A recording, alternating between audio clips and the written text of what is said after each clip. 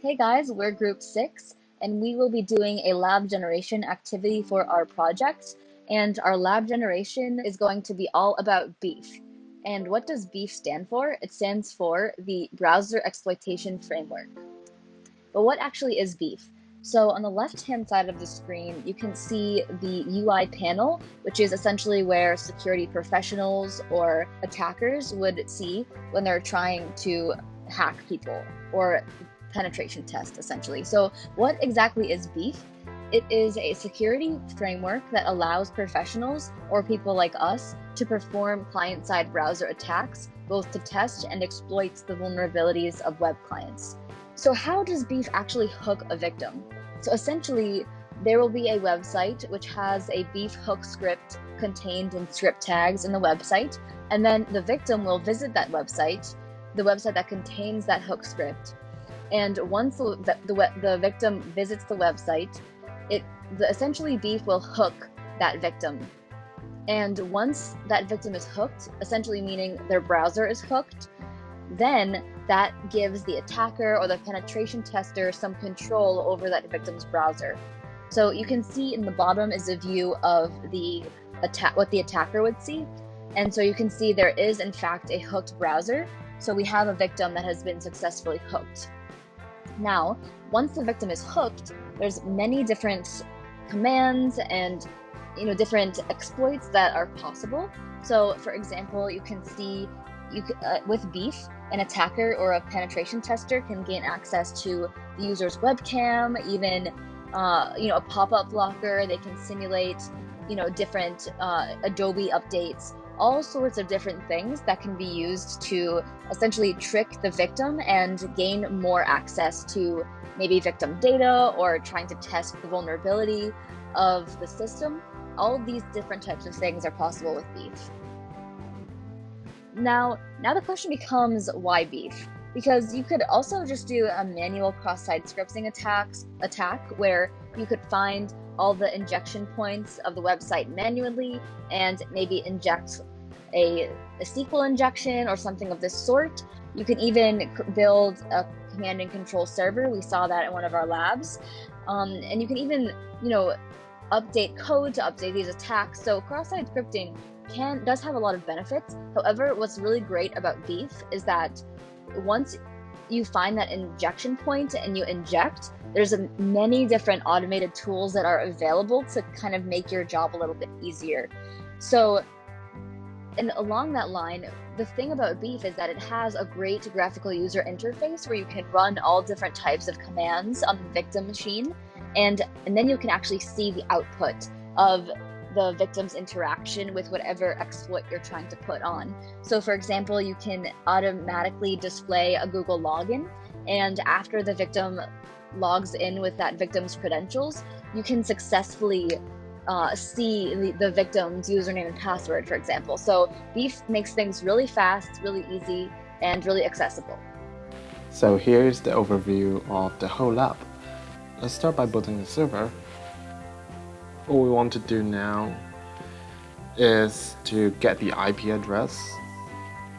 So we log in with the Vagrant account and we should see the IP address. We are not running the class VPN here because we want to demo on the same computer. So here's our main server.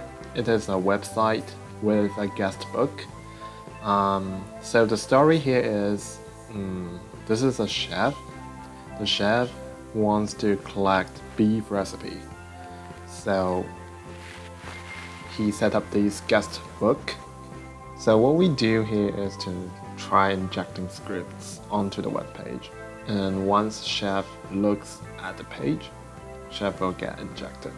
So as you may notice, there is a chef liked your recipe message. That one is our browser automation. We can go ahead and open BeEF XSS in Kali VM. So let's log in with BeEF account. Now what we want to do is to get the injection scripts path and replace the IP address with the IP address that BeEF is running on. And this IP address needs to be accessible to victim as well. We have a browser automation script which is triggered. Most times you submit the guestbook, we have a lock there to make sure there isn't too many browsers out there, and it will just hit like first when the browser is up. As you can see, Chef is online and he has been injected. His browser has been injected. And then let's go to commands.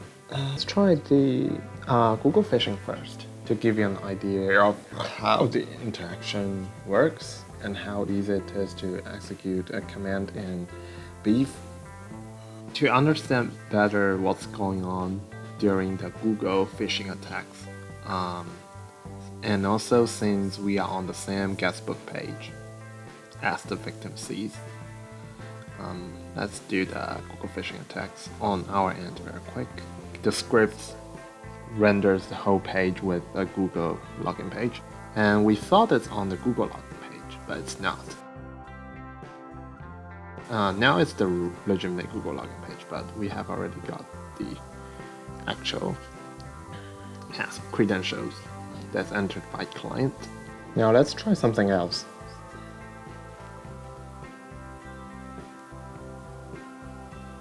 So here we are trying the man in the browser attack. Yeah, when we refresh the logs, you should see all the interactions victim has been made, like all the links that victim clicks, and the subsequent activities the victim has made. Yeah, as you can see, we can see what what victim is actually clicking. Beyond the guestbook page, because the victim clicks a link to another page without the script. But with the man, usually if you don't have the man in the browser script, you won't be able to know what victim is doing there. But if we use man in the browser attacks, we should be able to see all the interactions on the same domain. Alright, why don't we take a look at what's going on under the hood on the server end. So we will start by SSHing into our server and then hit enter. We are in with the private key. So if we enter sudo general control with the BeEF Python service module, we should be able to see all these logs. This will contain web server access logs and some logs that's produced when the browser automation works. Let's take a look. Like you should see there are extra logs even if we are not visiting any web page. That's the browser that's refreshing.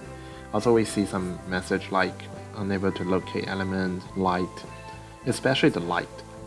That one means the browser has automatically clicked the like button, and you should be able to see that chef liked the recipe. So like on the admin end, they have another extra button. So if we take a look at page source, you should be able to see the hidden admin button that's only visible on the admin end.